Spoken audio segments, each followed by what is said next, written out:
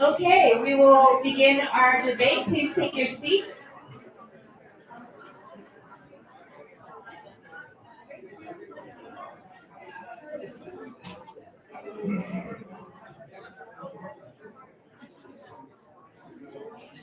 We're going to just move the microphone, and you don't have to turn it off. Your water's under your table here. Okay, last call. No more talking. Like a powwow MC.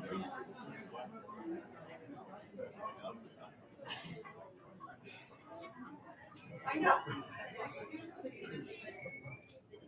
All right. Thank you all for joining us. We're going to start with our opening statements of 2 minutes. And we will start with Scott Johnson. We'll go in alphabetical order from there by last name. So Owen, I want to thank everyone. I'm just so humbled that I'm able to come here. I want to thank my family that's come from Kansas and are all around here. And I want to thank the Osage News. And just the fact that a dairy farmer that can come up here and stand up and be able to have the opportunity to represent the Osage people is very humbling to me. And I want to thank the people that are online and my cousins out in California that are listening in, because I don't want to forget those people that are out there, because we represent them as well. But whenever I was a kid and all the summers that were on the dairy farm, when we hosted the Geek Estate Powwow, my dad hosted it we did on the farm for 17 years. I learned how important it was to open up our dairy farm and invite the town, open up our hearts, our home, and our hands to the community, and invite everyone into our place. And that was very important to us. And those experiences live on to me. And that's what I hope to instill whenever I come into the nation. And when I'm running for assistant chief for the nation, I hope to instill all of that as I come through. But as an Osage LLC board member, I see opportunities that we haven't even begun to tap into yet. And I want to be able to tap into those. But I also, as human resource manager, I've seen all the opportunities that we left as the fear of the people. And but when we really look at our people and we talk to our people and we find out what the issues are, we can solve those problems, and we can make sure that we cover them through training and development. And same way with an HR, and same way when I was school board president. Thank you. Okay, Mr. Radico. First of all, I'd like to thank the Osage News and the Osage Casino, and the Osage Nation Casino for this. It's very important. I'd like to speak in my own language in the beginning, so those of you that understand.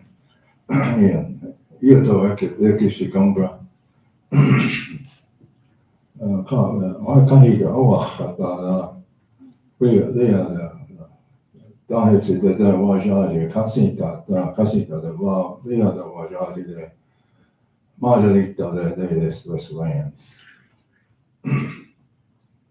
My name is Myron Redigo. I reside here in the Waukesha district. I've been here most of my life. I've lived out in different places in Oklahoma. And I I've been asked several times to run for assistant chief. I was asked the last election, and I felt like I had some duties that I had to resolve on the mineral council. I've served on 3 mineral councils. I've also served on 3 Plasgate village member boards, and have a little experience in that. And my platform, if you haven't seen it already, it concerns mainly what they talked about before, housing. Affordable housing, especially with members that live out of state, members that live within the state and out of Osage County. And for them, there's spaces for them to come on to. Also, middlemen, the men, women, occupations that our people are in dire need of, electrician, plumbing, nursing, things like that. Also, there's just like they just stated before, the food supply that our people have, and we have a meat market, meat processing plant. We grow vegetables, but there are surrounding towns that don't have food supply stores. That needs to be addressed by our leadership, and it's something that our people live all in different towns, as you know. And sovereignty has been talked about, and it's very important for the future of our people, especially our children. Thank you. And Mr. Shaw.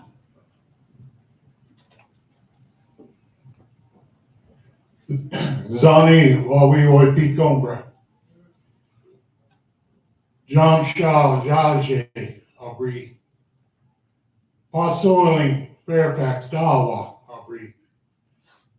I want to thank everyone for the opportunity to be here today, and those of you that are here with us on site, but also those of you who are watching on computer or your phones or different ways that you're viewing this today. The one thing that I'm going to ask everyone as we go through this few moments here where you all have the opportunity to ask us questions and we have the opportunity to learn more about you, and that is this. I want you to think about these 5 things: land, language, culture, communication, and the ability to bring people together. Those are, to me, 5 of the most important things. Everything that we have talked about today all goes together with this. Our land, we talk about sovereignty. Our language and our culture. My father used to always tell me, the day we no longer have our language and the day that we no longer have our culture, we are just another group of people. And we need to remember this. That goes along with our land as well. Communication. I heard it talked about earlier. That is an area that we have got to improve upon. It is very vital. It's very important that we continue to do that so that all of you know what's going on a daily basis. And the last thing, the ability to bring people together. We've got to get better at that. We've got to make sure that we are all working as one. And those are the things that I would ask for you all to focus on today. And thank you for the opportunity to be here. Thank you. All right, thank you. For our questions, you'll have 2 minutes each and then a 1-minute rebuttal. And our first question will start with Mr. Red Eagle.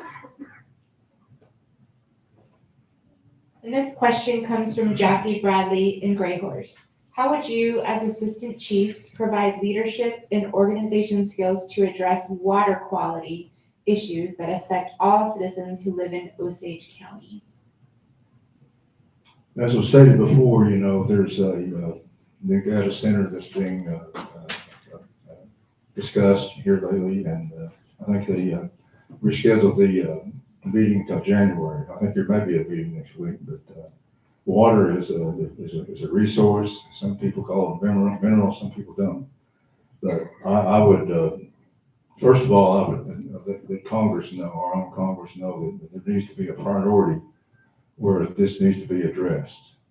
Maybe a brainstorming sessions that need to be discussed, even from members of our own tribe, our nation, and put it to that point, and then bring it to the Congress again and discuss it some more, and then make some bills about it, and appropriate the money that needs to be done for that purpose. Water is is how we say it in our language, and our older people put it in real big important to us when they gave it to us, when they taught us those things. But as far as the issues of it, it needs to be prioritized. It needs to be talked about, and it's the future of our people. people are looking at this very, very important in the state of Oklahoma, on the mineral council side as well as Congress. And that's how I would address it. It needs to be talked about on the committee as well as brainstorm. Thank you.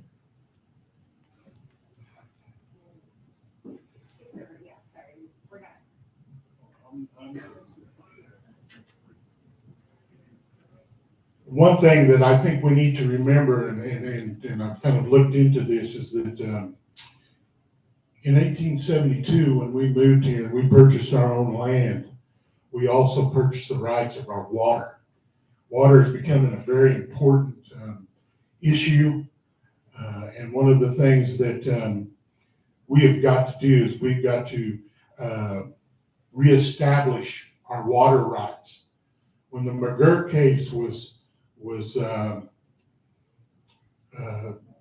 brought to the attention of our tribes, a lot of the tribes have already taken the McGirt case and they have used that to reestablish their reservation rights and their water rights. We have got to move quickly to establish that. And I don't know, I think the way I understood is that our case is in courts, but they have been there for quite some time. So we've got to put together a team to establish our water rights so that we can move forward in doing the things that we need to do to make certain that our people are taken care of. I know we have a elder in the Fairfax and Gray Horse area that for the last couple of years, a couple of members of Congress and some different ones have been trying to get her proper water. So it is an issue, and it is something that we need to move forward with. And we've got to, first of all, I think, figure out our water rights and what we need to do, and then I think we can move forward from there. Thank you. So I believe that the water rights issue is really something that must be protected, and we must take a legal action on it. And especially when we're talking about the Arkansas River and all of our local lakes. And we have to protect it inside and not let the outside entities take over that water. And whether or not we have, we mentioned the outside sources that want to use the water. We have to make sure that we are active and that we are participating in all of those. The water symposium that we held here was excellent and brought the awareness to us, but we need to get to all of them and make sure that because the data centers are coming, according to if we're knowledgeable enough to react and make sure that we're making the right decisions on all of them. And all of it, no matter what we're doing, we have to make sure that we're doing it for the people and we're protecting our own sovereignty when we're doing it, because it is our water and we're not getting enough of it and we can't let it go to the outside. Thank you. 1 minute response. On the mineral council side, we deal with saltwater disposal wells, and that is all under the Bureau of Indian Affairs. So we're underneath that, and we have to abide by those laws. It's code of federal regulations. That's on the mineral council side. But as far as the water is concerned, when it comes to the data center, I've studied about it, and these data centers are going to use a lot of electricity, just like the chief's candidate stated. It's also going to use a lot of water. So I would suggest we're going to a meeting next week, I believe, and some of us will probably be down there and maybe sign up for a petition of some kind. The mineral state, anything below the surface belongs to the Osage Nation, and with the beneficiaries of the Osage Nation shareholders. But that is very important and has to be talked about, and everybody needs to show up. Thank you. The one thing I do kind of want to mention, and I don't mean any disrespect to anything anyone has said up here, please, I don't, but that is that we constantly, over the years, I've come to things like this, and we constantly talk about us putting money forward to do this and to do that. One of the things I want everyone to think about is this, is that I do work in our casinos, and there's a lot of pressure for us to continuously raise the amount of money that we give on a yearly basis. And it's getting harder and harder for us to continue to give more and more money. So when we think about these things, let's think about how we can do it other than just us funding those things. Thank you. Well, I guess I should have gone first, but my rebuttal is, it was really heartbreaking when we sat here and we listened to the cities within our own county and the issues they have with the water systems and the breakage of the water and not having clean water for their citizens. We need to work with those cities and be able to come up with a solution. So I know it can't break us, but we have to be part of that solution. Okay, great, thank you. Our next question comes from Jackie Wilcox in Pahuska. What cultural activities are you a current participant of, and how will that enhance your role as Assistant Chief of the Osage Nation? And we start with Mr. Shaw. I actually grew up in Wichita, Kansas for most of my life, but my grandmother, Cora Bates Shaw, and my father, Jerry Shaw, were very instrumental in making certain that we were always here to be a part of cultural events. Whether that was dances or hand games or dinners or whatever was going on, we were always here. And so our culture is very, very, very important. It's something that you have got to attend.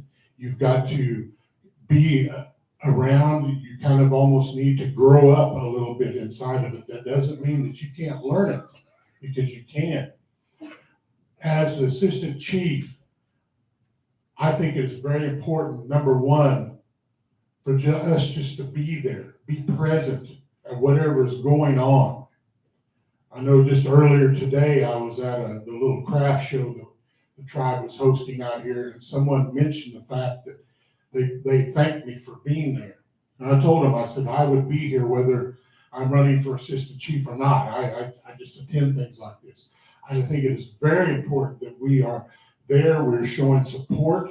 We're showing support for our drum keepers. We're showing support for whomever it might be that is hosting those events. Funerals.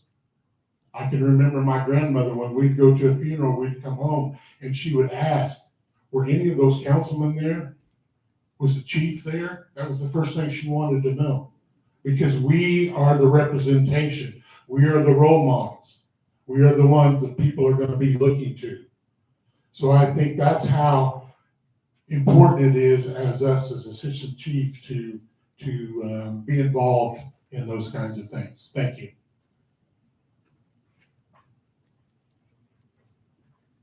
So I guess the best thing to say is that I'm Osage. My grandparents were Osage. My wife's grandparents were Osage. She's Osage. My children are Osage. My grandchildren are Osage. We participated and hosted the Kahika's Day powwow for 17 years. My wife and I hosted it for 6 years. I'm on the Kahika's Day powwow committee. I'm vice chair. I'm a lifetime member of that committee. I gourd dance. I'm part of the gourd group. I've been that since 1984. I do not do the Alonska dances, but I do attend whenever I possibly can. And I wish I was grown more culture. I participate wherever I can, and that's my story. I started dancing when I was 4 years old. I don't remember when they put that feather in me. And my folks are full bloods. My mother's from Hominy. My dad's from Big Heart. Used to be Big Heart in Asphalt Barnstall. It was changed in the 1920s. And when you're being brought up around full bloods, it's quite inspiring. It really is. And we didn't realize it until we grew older, and we just fell right into it. And it's something our youth needs to know. That's why I spoke in our language. Some of you understood what I was saying. And it needs to be instilled in them, the young ones that are here, and they're the ones that'll be standing up here someday. And I was riding in, we were getting signs and doing something one day with one of my friends who was helping with a campaign. Their little boy was about 4 or 5 years old, and he spoke a little bit of Osage to me. And I looked at him like that. And I say that again. He said it again. And he knows Osage. And they learn fast too. That's what this is all about. It's building a foundation. You know, it's like building a home, all start at the bottom. You go with your children, they learn, they get educated, and someday they'll be up here doing the same thing. Thank you. I do believe in the education. I was there when we started the language program for the youth, and I believe in it. I support it 100%. I struggled with learning the language. I did take a year of it, but if you don't use it every day, it's pretty tough for me. But I believe in it. I believe in everything that we do. So I just wanted to mention also, I forgot to say earlier that I was our Pasoli Te Hene from 1985 to 1991, our Gray Horse drumkeeper. I've been on, up until our current drumkeeper, I've been on committees, our dance committees from the time I was 12 years old up until 2022. So I think that kind of speaks for itself as far as my involvement. I'm also a current volunteer language instructor, and I've been over our JOM program in Woodland. So again, teaching our culture is very, very important, and we've got to continue to do those things. Thank you. Mr. Red Eagle, there's 1 minute rebuttal if you would like.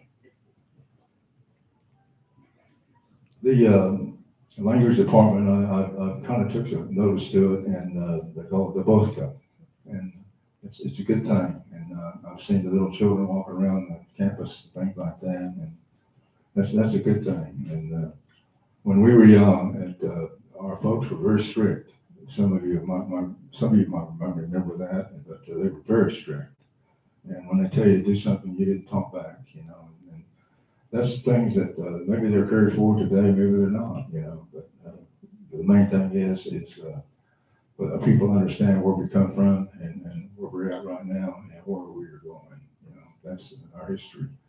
And our history goes way back to the 1600s, you know, and 1700s, 1800s. And our great grandfathers, both on both sides, were part of the coming down here from Kansas. And that's just something that needs to be taught to the people, the young people, and instilled in their minds that that's where we came from, and that's very important to know where we're going. Thank you. Thank you. Mr. Johnson will take the next question first. This comes from Lexi Martin in Pahuska.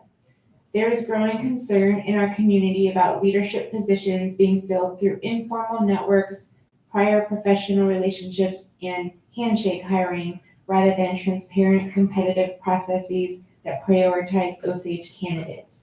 Would you support audits of hiring practices in entities that repeatedly bypass Osage preference?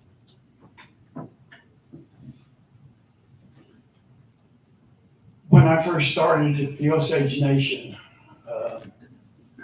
we were way behind on Osage preference as far as I was concerned.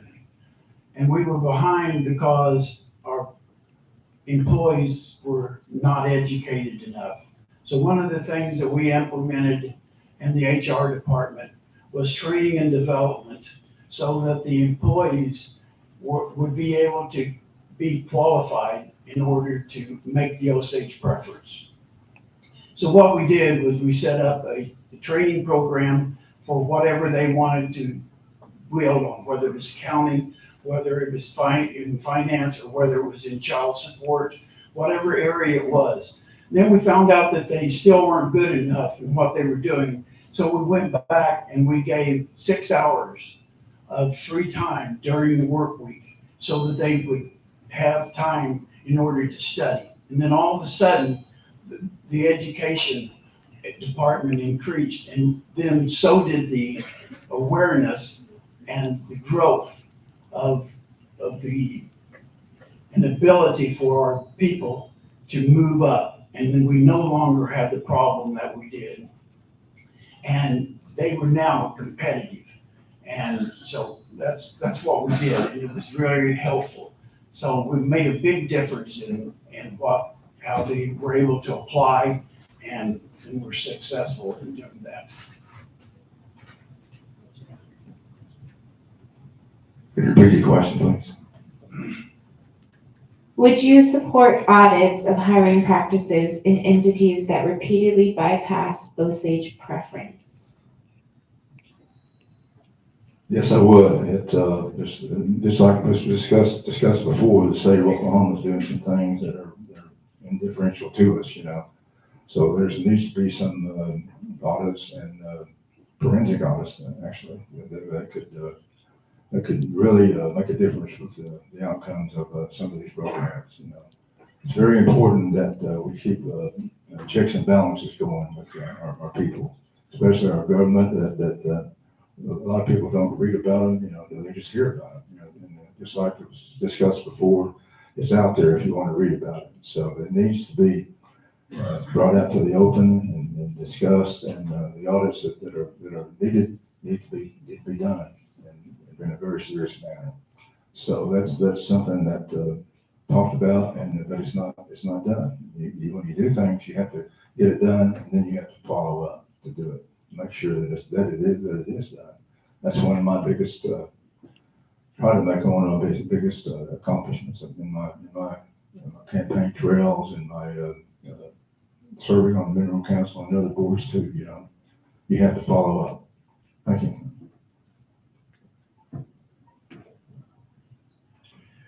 In 2006, I became the training development manager for the Osage Casino Company. And I was given the task of creating what was called our career development program, which was presented to our Osage tribal members who worked within our company. And what we did in that program was we trained and developed them to become leaders within our company. Unfortunately, the program has gone away. And yes, this is a huge concern of mine. As far as audits go, I would be willing to talk more about those and look into those. But there needs to be a system where at least someone is approving whether people rightfully have been turned down or not giving the appropriate opportunity to apply for jobs. We talk about our tribal members not being educated enough. We have thousands of good tribal members out there who are educated. What are we doing to reach out to those people and giving them the opportunity to come here and to want to live here and be a part of what we're doing here within the Osage Nation? So absolutely, I think this is an area we've got to improve upon. At one time, we had to send, if we ever turned down an employee, we had to send that to someone within the tribe for their approval. I don't know that that's what we're doing anymore now or not. But so yes, I would absolutely approve that kind of system. Thank you. In 1 minute. So the audits I would support an audit for sure. And on the Osage LLC, last 2 hires have been Osage from the Osage tribe. And they're very, very well educated employees, and we're very proud of those hires. And I think that we still need to educate, but we also need to make sure that they get our job descriptions out there so they know what we are offering as a tribe. Because sometimes our job descriptions aren't getting out to all of our people. So we need to make sure they're good and clear and precise of exactly what we have to offer. The audits that are talked about today, they need to be more than anything, they're contracted out. A lot of businesses are contracted out, and that leaves them on the wayside in a way, But that needs to be looked at, and the audits that take place, there has to be people that are hired that are going to do the audits, and that takes revenue. So that would go back to Congress to appropriate money to do just exactly that. And that would be my answer to that.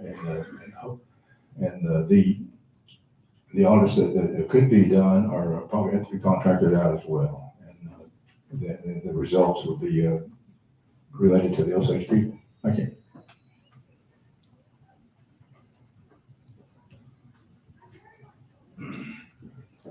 One of the concerns that, again, I have is just that, are we developing and training our people in a proper way? I had a gentleman that recently reached out to me and told me that his daughter had just started working for our Osage Nation.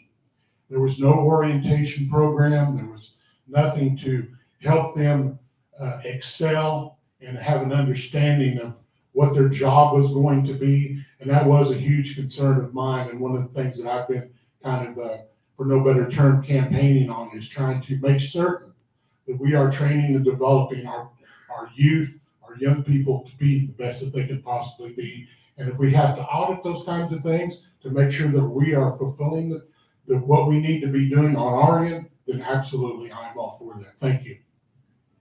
Thank you. Okay, Mr. Reddy, we'll take the next question first. And this comes from the Osage News. What will you contribute to discussions and debates while serving as Assistant Principal Chief, who is an ex officio member of the Osage Nation Congress per the Constitution? Could you repeat that question, please? What will you contribute to discussions and debates while serving as Assistant Principal Chief, who is an ex officio member of the Osage Nation Congress? The term ex officio would be, someone that has served before, I believe. And I think that would have to be discussed within the bounds of our laws, our resolutions and bills. That would be a very important item that it could be discussed, and the people that would have to discuss that would have to be very knowledgeable about what's going on, and they would have to be knowledgeable about politics, knowledgeable about the history and everything that goes with that. There's something that really concerns a lot of Osage people. That's something that when someone comes in and they're ex-members like that, it creates conflict, it creates problems sometimes, but it needs to be looked at and discussed, and really a very serious tone to it. Thank you.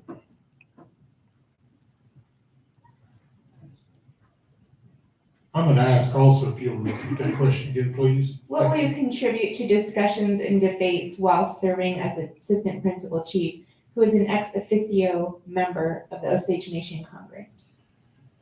One area that I have learned and watched over the years is that it's the responsibility of the Assistant Chief to be a part of Congress when they go into session. I think there's going to be a lot of times that this position will be required to go in and help make decisions. They'll have to vote. If there's ever a tie, I read about that every now and then where the Assistant Chief has to come in and they have to break the tie. So what I think responsibility here would be is this: the Assistant Chief needs to know what's going on in all departments. They need to know what's going on as far as issues that pertain to our Osage Nation, and they need to be prepared to make answers about those and make votes, because again, as I said, that is the responsibility of the Assistant Chief, is to have to make those decisions and help Congress move forward. Thank you.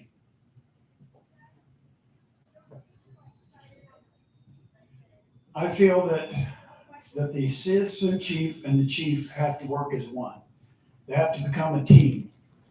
And when you go down to Congress and talk to the legislative branch, you have to know exactly what the chief is thinking. And because you're the chief's voice, you're also the voice and ear of the people. So when you leave there and go from the executive to the legislative, you should be able to state clearly the terms of what the chief is wanting and what the people are wanting. So there shouldn't be any question about the stance, what is going on between the two branches.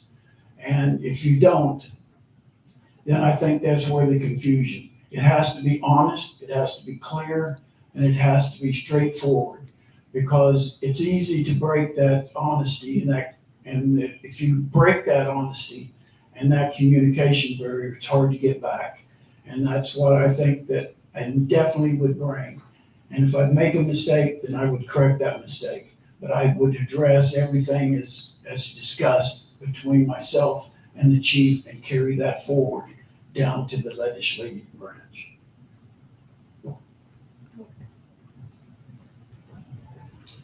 The chief and assistant chief in the past, the assistant chief in my memory was, a lot of times it was cultural.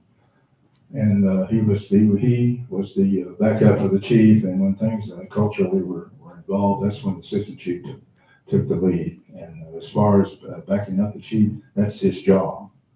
That's his job. Whatever conditions, whatever issues are at hand, he's there to back him up. And also in a different sort of way, a lobbyist, he can be a lobbyist in some sort of instances with Congress, on the more important issues that have to be resolved. He could be a very, very, very integral part of the Congress, even though he has just a time vote. That position is also a very important position. In the past, the assistant chiefs were very cultural. Things change over time, but it still can be instilled in our nation and in the future of our nation. And that's a very important issue. And as a team together, they can accomplish new things. Thank you.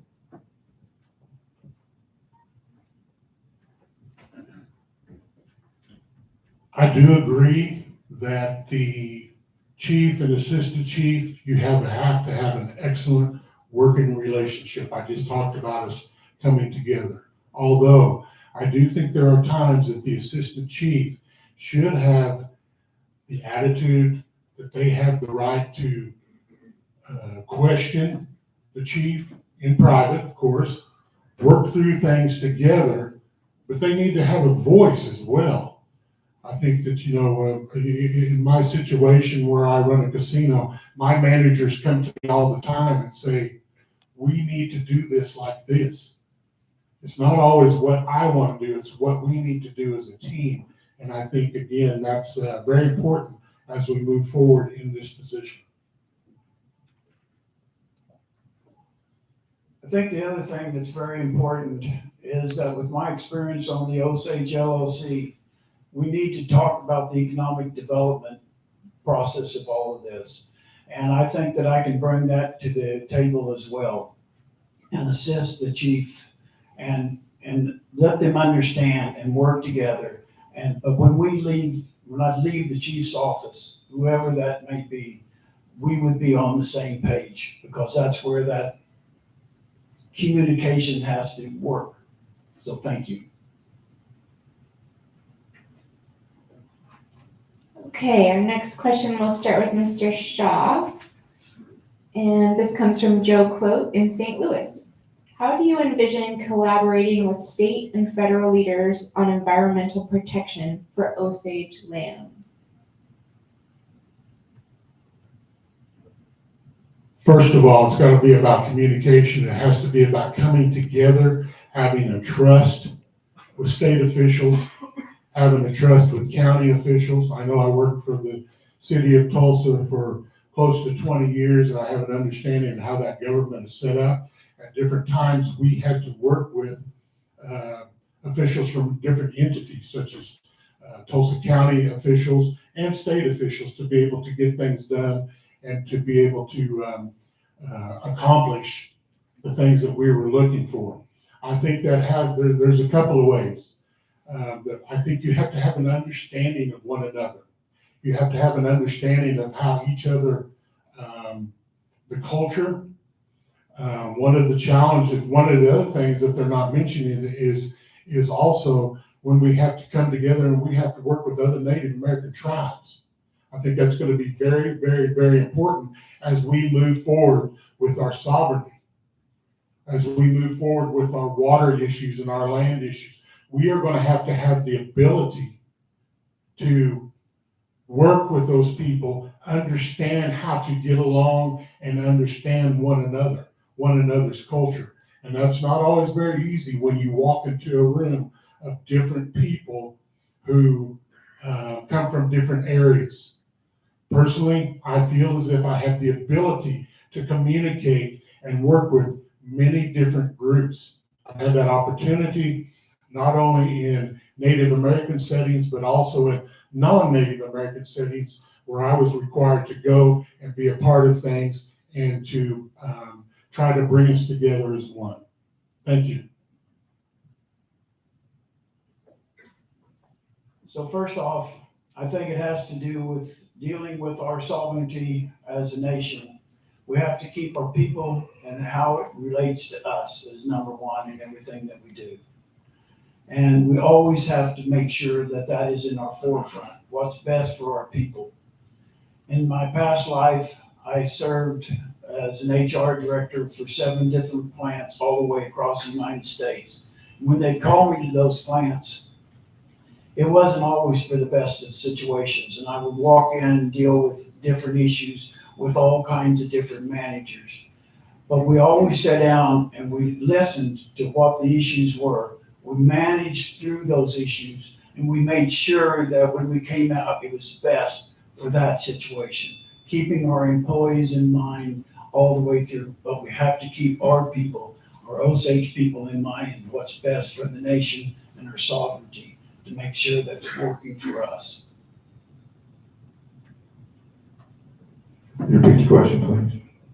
How do you envision collaborating with state and federal leaders on environmental protection for Osage lands? In May of this year, we, four of us on the Mineral Council went to Washington, D.C., and we drove up there, my niece and I, and we met with the EPA, one of the governing bodies of the United States. And it's a very, we wanted to meet with Lee Zeldin, who's the director of the EPA, but it was on mostly about land and water. And we got to talk to some of his assistants and met with them for almost an hour. And that's as far as the Mineral Council is concerned, that's what we deal with every day. Just like the United States government and for the shareholders of our nation, they're our trustee. The United States is. So is the Environmental Protection Agency. It's our trustee. The same thing. And when it involves the shareholders of the Osage Nation, it involves the members of the Osage Nation also, because they'll be shareholders someday soon, and whenever that is. That's something that Region 6 is out of Dallas, Texas. They meet with us from time to time, and when there's an issue, we call them directly, and they answer the phone. And if we wanted to come to the Mineral Council to meet with us, they do that. So that's a government-to-government collaboration. That's how we have to do. And as far as our land is concerned, the state is involved with that. But you got to remember, the United States can always trump the state. I've been told that by lawyers. The United States, federal always can trump state involvement. So that gives us an upper hand, whatever issue that might be. Thank you. I think one of the things I kind of wanted to mention is just that the ability to stay on top of things, the ability to get things done. In 2003 through 2006, I was in charge of our land issues, our land that we owned at the time, putting those lands into trust. If you don't stay on top of the BIA, if you don't stay on top of the state agencies, you are not going to get anything done. And you have to have that ability to stay on top of what is going on, making certain that what you're working on is being taken care of. You have to rely upon many different people on a lot of our land issues. Unfortunately, you have to rely on many different people. And what are those people doing? Are they getting the things done that you need to have done? So I think that is somewhere an area that I feel as if that's one of my strengths, and I can do that for our Osage people. Thank you. I also served during my HR career. I was an environmental specialist for Certainty Corporation out of Kansas. And so we had a lot of, and I also worked, I did environmental audits across the United States mainly during the manufacturing plants. So I do understand the environmental side as well. And I do worry about all the different abandoned wells and different things that are happening across our nation, because it is a concern and we do have to keep up on that. We should not be unaware of what's going on. And we need to make sure that we're aware and that we will be kept informed on what the issues are going forward. All right, our last question will start with Mr. Johnson, and another question from the Osage News. What are some things that Osage families may struggle with but we may not see? As Assistant Chief, what are some programs that you would like to create or support further, and why?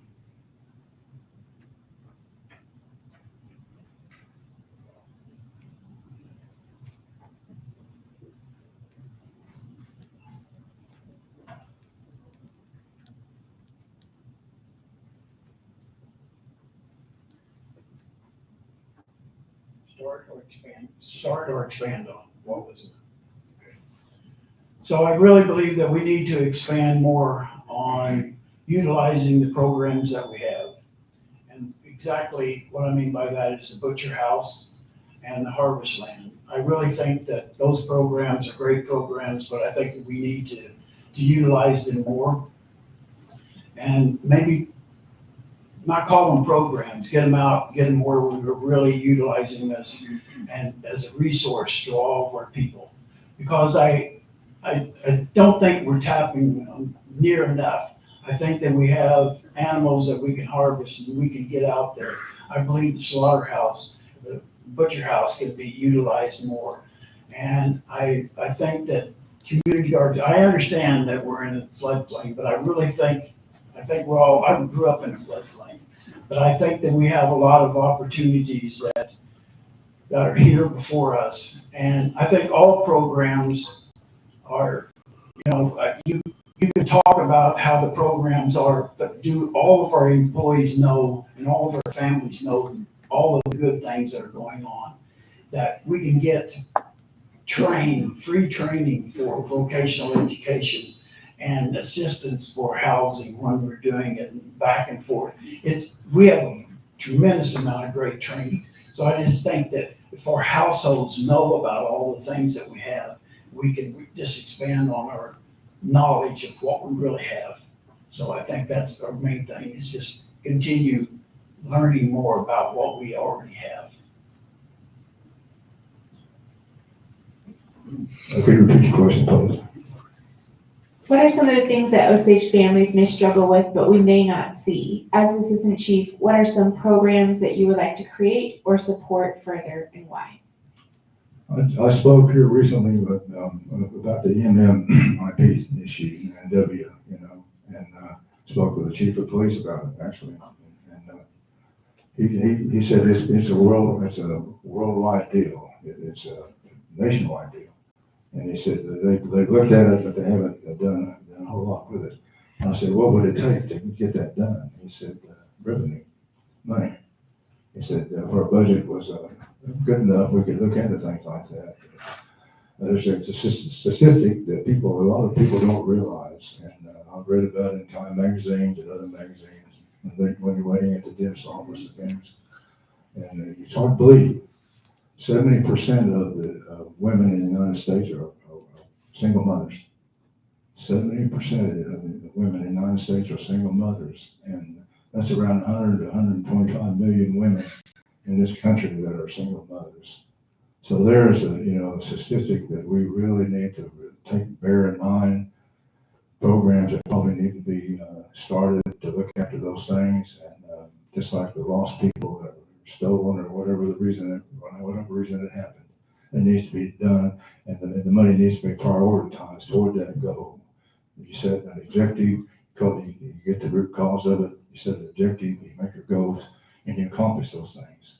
And it takes time, it takes money, it takes people, and if everybody does their job, it pleases everybody, because it's never going to crime. It's always going to be a ongoing thing, as we all know.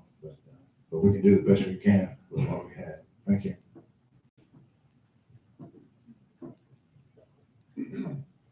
I want to touch just a little bit on what Uncle Myron talked about with the MMIP, and this was discussed earlier, and I think it needs to be brought up that, as a lot of us know, one of our young Osage women from Hominy was missing, and she's been found. I think that needs to be mentioned, and I think we, maybe even a round of applause for the fact that so many people came together. I was told earlier she was in an accident, and she was not able to communicate with the hospital staff. She was in a car wreck, and they finally saw the information that she was missing, and they knew who they were, and then she was able to give them a phone number to someone back home. So I think that needs to be mentioned, and just that, praise God, she is safe, and she's got a long way to go, but she'll be okay. One of the things I do want to mention is that, which, by the way, her name was Crystal Free, if you all did not know that. But one of the things I want to mention is that I've been looking into this for the last couple of years. We have a tremendous amount of help within our Osage Nation. Our health care, I used to have to take care of my father and take him to other places. And some of the things that I witnessed as far as how people were treated or the care that they were given was not anything like we provide right here in Pawhuska. We have housing, we have education, all of those things. We have many good things, but there are so many, our young people, our children, they are struggling. Fairfax, the Woodland Public Schools, is one of the poorest public school systems, and I'm on the school board, so I can say this, in the state of Oklahoma. We have so many children that we have to feed.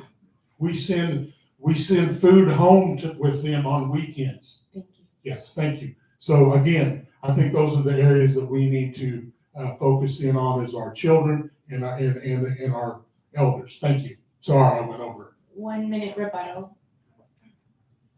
I guess the other thing that I would improve on or really work on is that I don't want to forget the people from out of state. We talk a lot about it right here in Osage County, but we have a lot of citizens from outside. And I know that we talk about housing and want to come back, but we need to listen to those people, find out what they need. I have cousins, and I lost a cousin. I called my niece and told her about the burial policies. They don't know about these things. So make sure that we talk and they understand about the benefit cards, and my sister and all of those. So what are their needs? And we need to make sure that they understand and we communicate to them. Yeah, I've been to California several times, and there's some people out there that want to move back, and they want to move back to a place that has good medical facilities. A lot of them are higher income people too. They can build their own homes, but there are also people that aren't in that category, and then that's where affordable housing comes in. So the housing discussion needs to be ongoing and very important to carry it on. And one thing that we have to really look at from our people are concerned is most of them don't live in Osage County. There's a lot of you that do, but there's a lot of them out there that don't. And some of you may be out there right now. And that's where the communication comes in. Read the Osage News, read the podcast, read everything that needs to be read. And when you come to us as assistant chief, I would direct you to proper connections and do whatever I can to make it better. Thank you.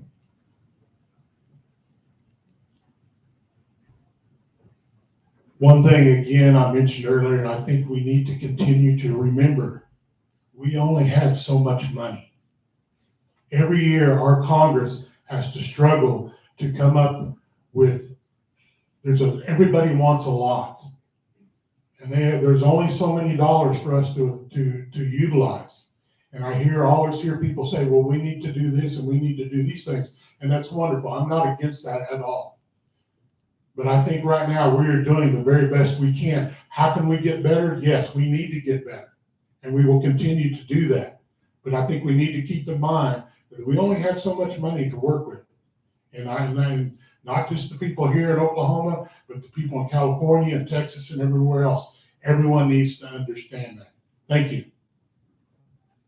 Okay, thank you for all of your great answers to our questions. We'll end with our closing statements, and we'll start with Mr. Red Eagle. And you have 1 minute each. I want to thank the Osage News and the Osage Nation Casinos for this opportunity to address our people. And from the time of our people came from Missouri to Kansas, and then we bought the Osage Reservation in 1871, 1872. That's where I came from. In the 1906 allotment row was, as the people don't know this, there was 2/3 of them were called mixed bloods. 1/3 were Osage full bloods, and that's around 700 to 800 people that were full bloods. And it's come down to the very few of us now. But that's where I come from. I come from that coastal part. I come from the federal part where the Mineral Council does its business daily. I go up there every day of the week and see the things that need to be done, whether I'm the chairman or not. I've been the chairman twice, once on 1 year, tenure, and also acting chairman when several passing members passed away. And I'll ask you humbly ask you for your vote, and I'll bring forth whatever needs to be brought forth to help our Osage people. Thank you.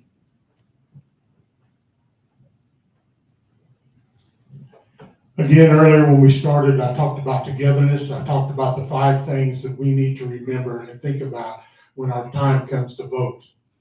I ask you to think about who can bring us together. Who can not only bring us together as Osage people, but when it comes time when we have to deal with non-Osage people, when we have to deal with other tribes, when we have to go into a cultural situation and bring us all together. Who can do that? Who has that ability? That's what I ask you to think about when you go to vote. I feel as if I have that ability to do that, to bring us. I'm a leader and I can do that. I've shown that over the years. And again, I just ask you today to think about me when it comes time to vote. And thank you for this opportunity. And it's good to see everyone. Thank you. All right, thank you. Please join me. Oh, please, thank you. I was excited for dinner.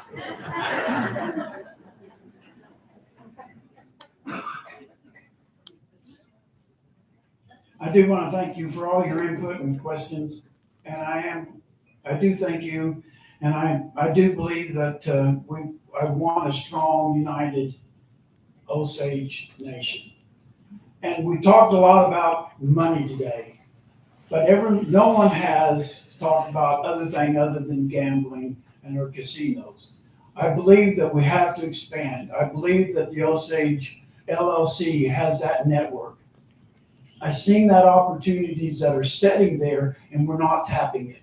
I think that I can bring that to our nation, and we need to tap onto that. And I'd like to have that opportunity as your assistant chief to bring that forward.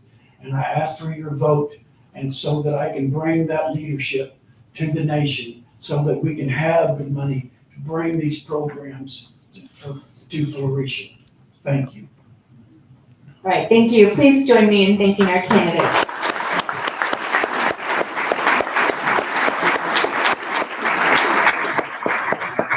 And our dinner will be ready at 4, so please mix and mingle and then help our elders to get their plates when it's time. Thank you so much for joining us today.